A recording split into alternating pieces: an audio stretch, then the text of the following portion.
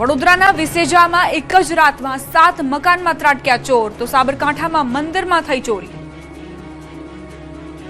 વિસ્તારમાં આવેલા વિસેજા મેરીગોલ્ડ સોસાયટીમાં તસ્કરોનો આતંક સામે આવતા વિસ્તારમાં હડકંપ મચી ગયો। એક જ રાતમાં 7 મકાનોના તાળા તૂટ્યા। તસ્કરોએ સોના ચાંદીના દાગીના તેમજ રોકડ રકમની ચોરી કરી। સવારે રહેવાસીઓ જાગતા ઘરના તાળા તૂટેલા જોઈ સમગ્ર સોસાયટીમાં હડકંપ મચ્યો। દ્રશ્યોમાં જોઈ શકાય છે કે બે શખ્સ ધોકા લઈને સોસાયટીમાં આંટા ફેરા મારતા જોવા મળી રહ્યા છે। આ અંગેની પોલીસને જાણ કરાઈ હતી। સ્થાનિક પોલીસ તેમજ ક્રાઇમ બ્રાન્ચની ટીમ તાત્કાલિક સ્થળ પર પહોંચી તપાસ શરૂ કરી અને એફએસએલ તથા ડોગ સ્ક્વોડની મદદથી પુરાવા એકત્રિત કરવામાં આવી રહ્યા છે।